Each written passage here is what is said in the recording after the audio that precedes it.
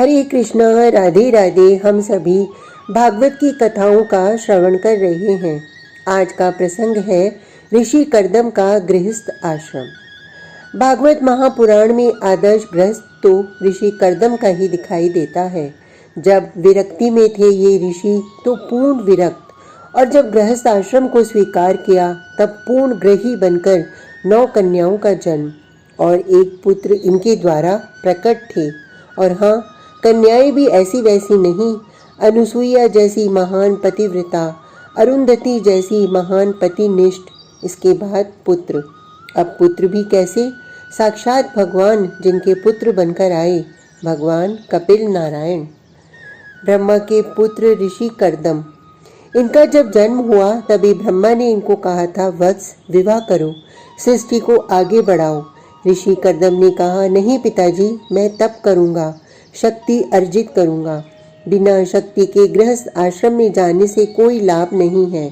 शक्तिहीन मनुष्यों की संतानें भी निर्बल ही होती हैं, और ऐसी निर्बल संतान से सृष्टि को क्या लाभ? बात तो सही है। शक्तिमान पुत्र हो, चरित्रवान कन्या हो, पत्नी प्रसन्न हो, ये सब तब होगा जब स्वयं में ओज, तेज और बल पराक्रम होगा। ब्रह्मा मुस्कुराए और तप करने की उन्होंने आज्ञा दी। ऋषि कर्दम ने घोर तप किया। तप पहले सकाम था, किंतु धीरे धीरे तप निष्काम हो गया। मन से सारी कामनाएं समाप्त हो गईं। शुद्ध सत्व ऋषि कर्दम के जीवन में छा गया। वो पूर्ण शांत हैं। भगवान की आराधना के प्रभाव से उनमें भक्ति आ गई है। आहा, मैं तो भगवान की भक्ति में ही लीन रहूंगा, मुझे नहीं करना अब विवाह। ऋषि के मन में अब विवाह की बात नहीं आती, उन्हें अब विवाह करना नहीं है। तभी साक्षात नारायण भगवान चतुर्भुज रूप धारण करके ऋषि के सामने प्रकट हो गए। ऋषि कर्दम के आनंद का कोई ठिकाना नहीं था। वे बारंबार भगवान का दर्शन करके गदगद हो रहे थे।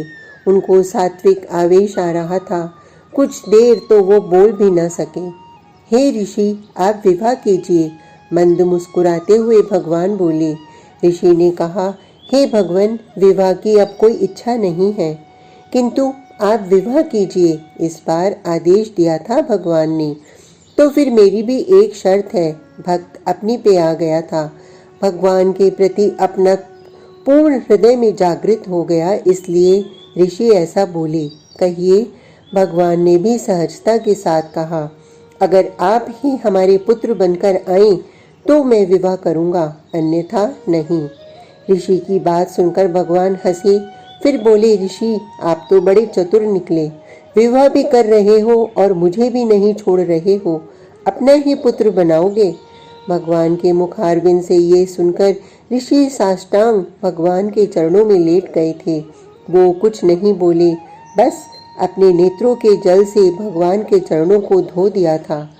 आज चक्रवर्ती सम्राट मनु अपनी धर्मपत्नी शत्रुपा के साथ अपनी पुत्री देवहूति को लेकर ऋषि कर्दम की कुटिया में आए। रथ सामने से आया जिसमें ये तीनों थे। ऋषि कर्दम ने दूर से देखा। जैसे ही मनु ने रथ से उतरकर ऋषि के आश्रम में प्रवेश किया, सामने ऋषि स्वयं खड़े। आप अतिथि हैं, आपका स्वागत है। ऋषि ने प्रणाम भी किया। आसन ग्रहण करने के बाद मनु ने अपनी पुत्री देवहूति को दिखाया।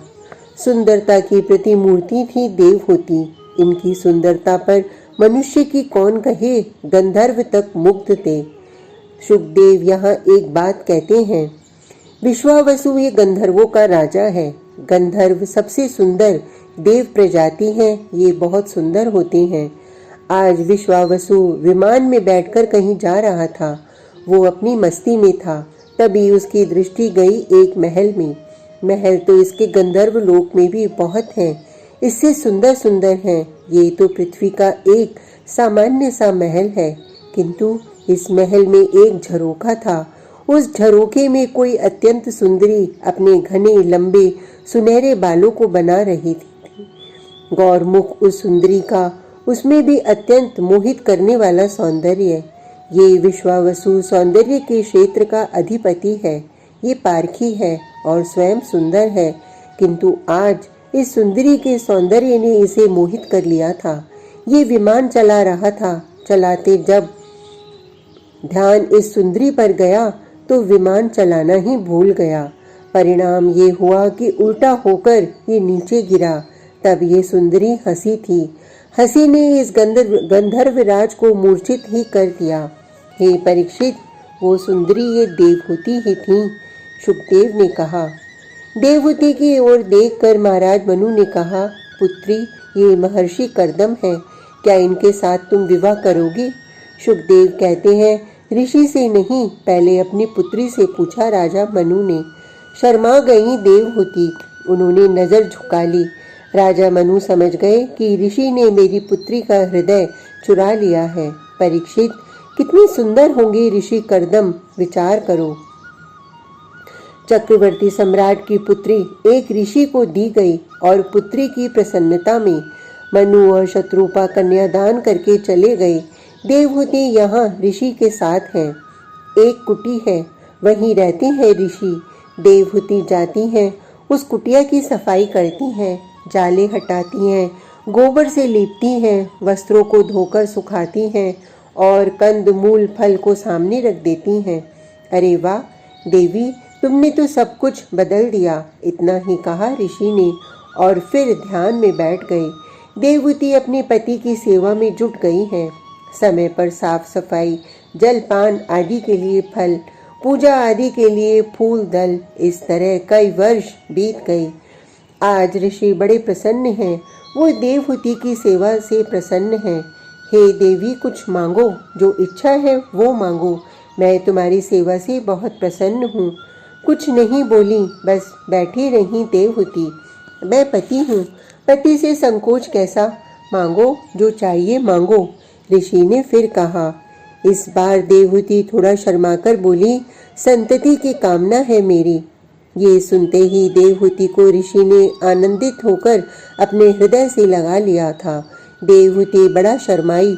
उनके मन में आनंद की हिलोरें चल रही थी। देवहूति को रोमांच हो रहा था। ऋषि ने कहा, देवी, क्या तुम्हें पता है तुम्हारे गर्भ से भगवान अवतरित होने वाले हैं? क्या? परमानंद में डूबी देवहूति के लिए इससे बड़ी और बात क्या होगी? ये सच है, तुम्हारे गर्भ से भगवान प्रकट होंगे। मुझे स्वयं भगवान ने ये कहा है, इसीलिए। ये कहते हुए ऋषि ने देवहूति के चिबुक को पकड़ा और अपनी ओर किया। देवहूति अपना मुख मुस्कुराते हुए फिर झुका लेती हैं, किंतु अभी नहीं। ऋषि हट गए, दूर चले गए। देवहूति सोचने लगी, ये कहाँ गए? तभी सामने एक सरोवर था। उस सरोवर में मंत्र पढ़ा ऋषि ने और देवहूति को अपने पास बुलाया। देवहूति आई, फिर दोनों ने उस सरोवर में प्रवेश किया।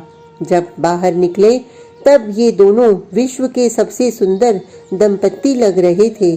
सामने से हजारों सुंदरियां आ रही हैं। इन सब ने देवहूति को पकड़ा और बड़े आदर के साथ श्रृंगार करने लगी।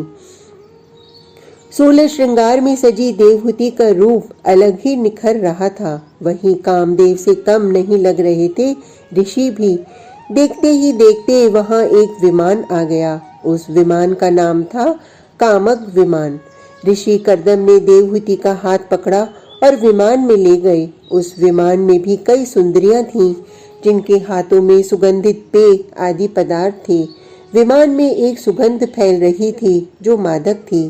कामना के अनुसार चलने वाला ये विमान, जिसे ऋषि ने अपने तप बल से प्रकट किया था। इस तरह ऋषि कर्दम और देवहूति कई वर्षों तक विमान में विहार करते हैं।